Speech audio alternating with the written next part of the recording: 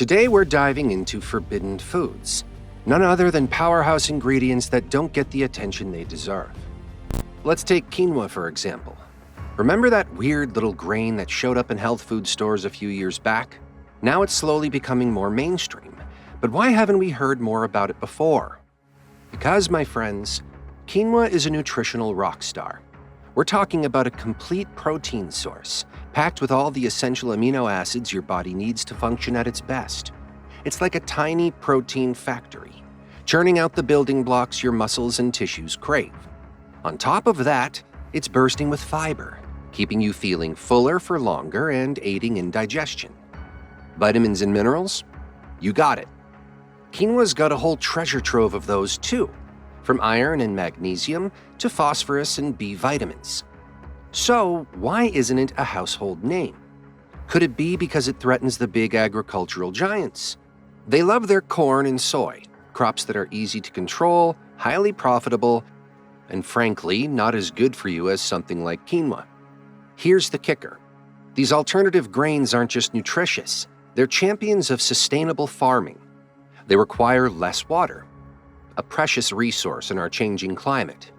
They're tougher against pests, meaning less reliance on harmful pesticides.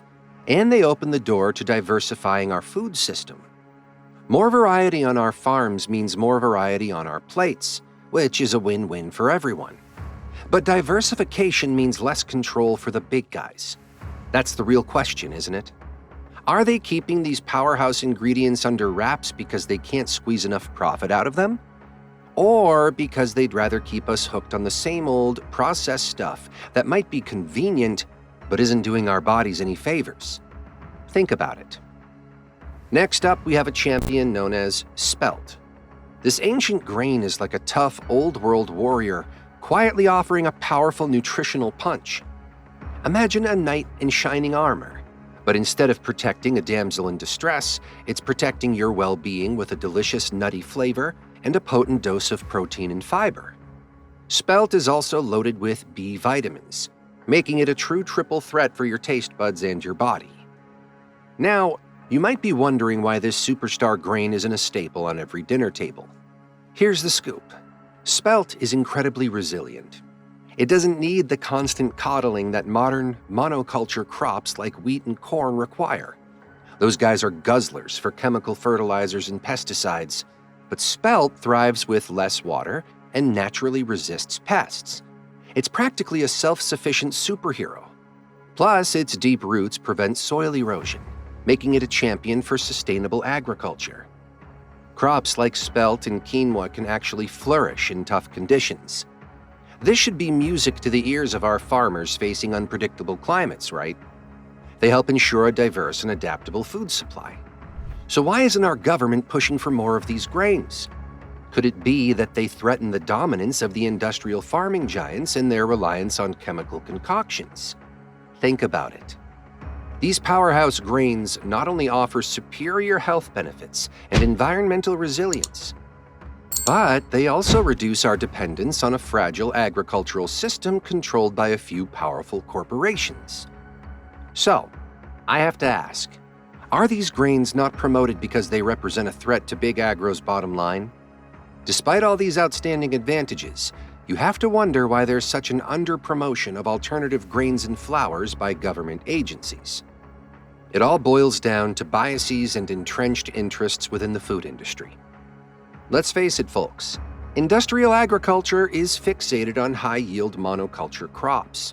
Your wheats, your corns, your soybeans, they're profitable, that much is true, but these crops dominate agricultural policies and marketing efforts, completely overshadowing the potential of alternative grains to contribute to a healthier, more resilient food system. Isn't it time we diversified our agricultural landscape? Spelt, with its unique properties, is just one example of the many hidden gems waiting to be explored. But here's where the tide is turning. Consumer demand. Yes, as more and more Americans like you and me get informed about the nutritional and environmental benefits of these alternative grains, we're starting to push back. We're not just passive consumers anymore. We're informed citizens demanding food that aligns with our values and our health needs. This shift is creating a surge in interest and opportunities for growth and innovation in the food industry. Farmers are starting to explore new options. Chefs are creating mouth-watering recipes with these ancient grains. And supermarkets are stocking their shelves with a wider variety. It's an exciting time to be a food lover and a health-conscious consumer. Now let's shift gears and talk about something near and dear to my heart: homemade preserves. Jams, jellies, pickles, chutneys, you name it. These delicious creations, whipped up right in your own kitchen, can truly elevate any meal with their rich flavors and textures. And the best part? When you make them yourself, you control what goes in them. That means fewer additives and preservatives lurking in the shadows, compared to what you might find on store shelves. Pure, simple, and downright delicious. That's the magic of homemade preserves. Now here's the rub. Despite their nutritional value and undeniable charm, homemade preserves don't always get a gold star from the government when it comes to dietary patterns. Why? Because of control and standardization. The government and big food regulators love uniformity. They love being able to slap a neat little label on something that fits perfectly into their predefined boxes. But with homemade preserves, there's a beautiful variability. No two batches are ever exactly alike. You might use a little less sugar for a more tart flavor profile, or a little more fruit to create a chunky spread, perfect for topping toast or dolloping onto yogurt. Maybe you'll even sprinkle in a dash of this or that spice, depending on what's in season or what tickles your family's taste buds. Fresh summer berries might call for a hint of lavender, while crisp autumn apples could be beautifully complemented by a touch of cinnamon. The possibilities are endless. Let's take sugar, for example. The amount of sugar in your homemade jams or jellies can vary wildly. Maybe you're blessed with a batch of super ripe peaches that are bursting with natural sweetness, so you decide to cut back on the added sugar. That's your call to make, based on what best suits your health and taste preferences. This freedom to personalize your food is exactly what the big corporations and regulations want to steer clear of. They'd rather have you buy a one-size-fits-all jar that's been standardized, processed, and stripped of any individuality. Mass-produced jams might be convenient, but they often lack the depth of flavor and vibrant colors that come from using fresh, seasoned fruits. Plus, you never really know what hidden ingredients might be lurking in those store-bought varieties. But wait, there's more. Let's not forget about pickles and relishes, the unsung heroes of the pantry. These flavor bombs do more than just add a tangy or sweet kick to your meals. When fermented, they can be a powerhouse of probiotic benefits. Probiotics are live bacteria that contribute to a healthy gut microbiome, which is essential for overall digestion and immune function. However, sodium content can be a bit of a balancing act depending on how you play with the brine concentration and fermentation time. A shorter fermentation time will result in a crispier pickle with a brighter flavor, but it will also contain less beneficial bacteria. Conversely, a longer fermentation time will yield pickles with a tangier flavor and more probiotics, but the texture might be softer. This variability might raise an eyebrow with those who have health conditions like hypertension, where managing salt intake is crucial.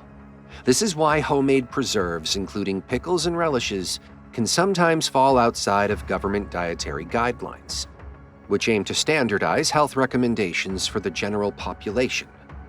But here's the thing. This doesn't diminish the incredible benefits of making your own preserves. Yes, it requires diligence.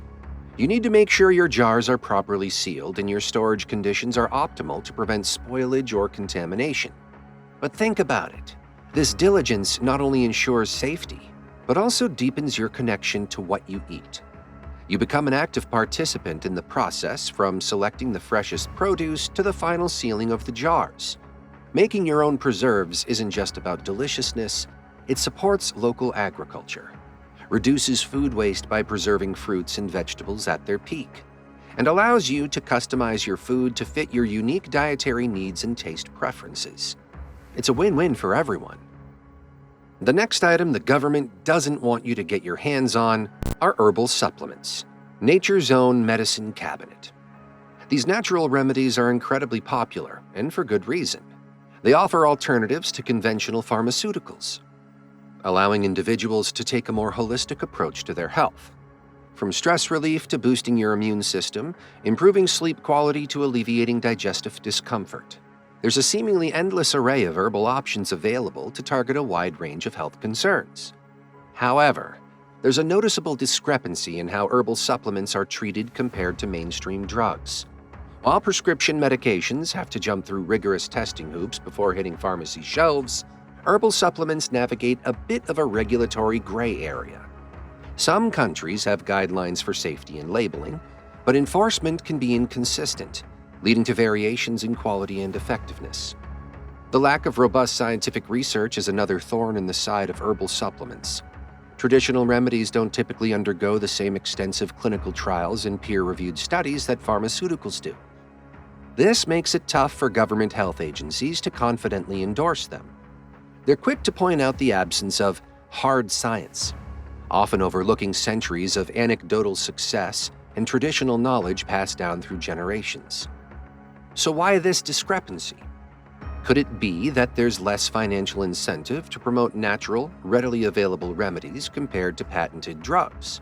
After all, big pharmaceutical companies can't exactly profit off a herb you can grow in your own backyard. This raises a question. Are these agencies truly looking out for your best health interests? Or are they swayed by the massive lobbying power of the pharmaceutical industry? Why isn't there more support for integrating these traditional natural solutions into our overall healthcare system? Despite the lack of official stamps of approval, continued popularity and use of herbal supplements can't be ignored. They represent a crucial piece of the healthcare puzzle for many people who are turning away from conventional pharmaceuticals in search of fewer side effects and a more holistic approach. This isn't just about finding alternatives.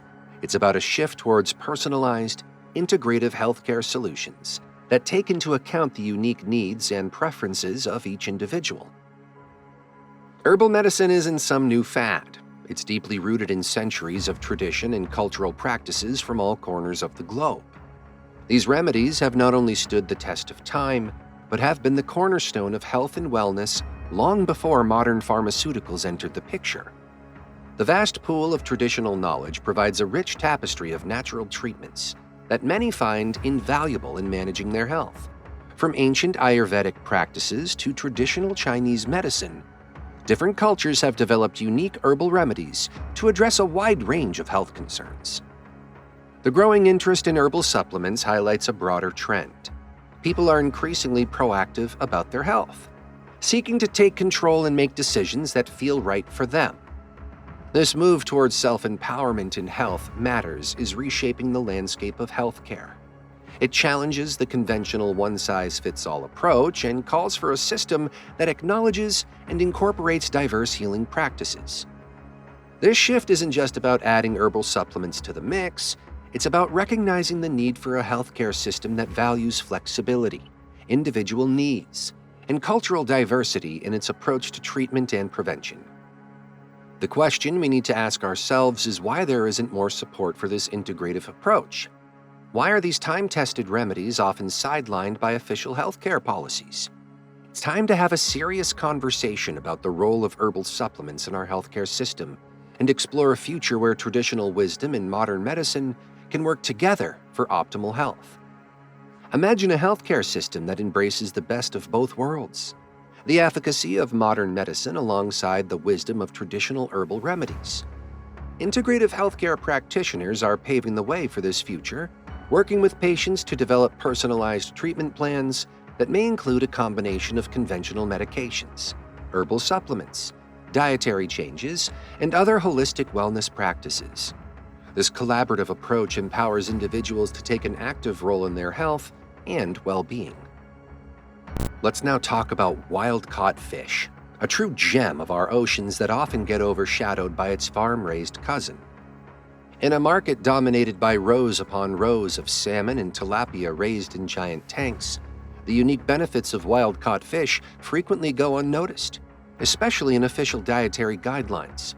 But hold on, why is that? Here's the scoop. Wild-caught fish are not just a delicious treat for your taste buds. They're also a healthier option. Generally, they boast higher levels of omega-3 fatty acids, so it's a double win for your health. But it's not just about the nutrition. Wild-caught fish thrive in their natural habitats, free to swim vast distances and forage on a diverse diet of smaller fish, plankton, and crustaceans.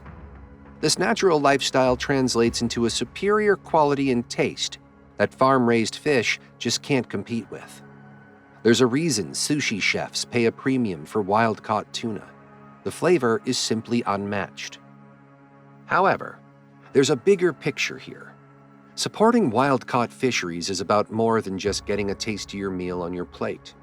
It's about supporting local economies and traditional fishing communities that have a deep connection to the sea. These communities have spent generations honing their craft, passing down knowledge and techniques from father to son, often focusing on sustainable practices that preserve the very ecosystems they depend on. By choosing wild-caught fish, you're directly contributing to the preservation of coastal livelihoods and vibrant fishing cultures that are woven into the identities and economies of so many regions. Imagine bustling harbors lined with colorful fishing boats, families gathering to mend nets, and the passing down of time-tested traditions. That's the legacy you help support with every bite of wild-caught fish. So, why aren't these benefits more widely promoted? Could it be that the giant farm fish industry, with its massive scale and political clout, has a louder voice in shaping dietary guidelines than these smaller, local operations? It's a question worth pondering. Are economic interests overshadowing environmental and health benefits when it comes to our food system? The challenges faced by wild-caught fish go deeper than just promotion.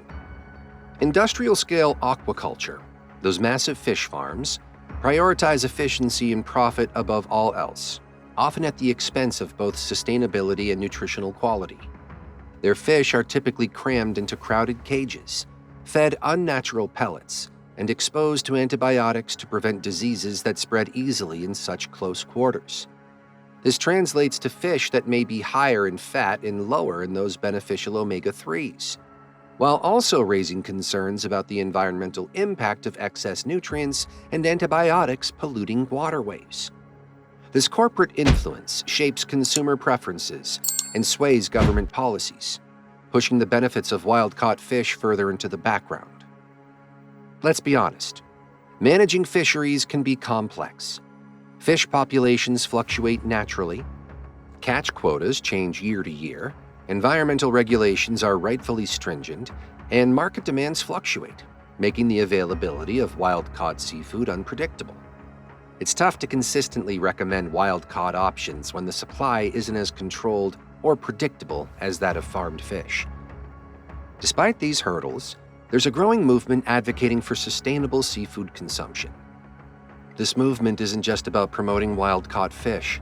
It's about championing the small-scale fishing enterprises that depend on these practices.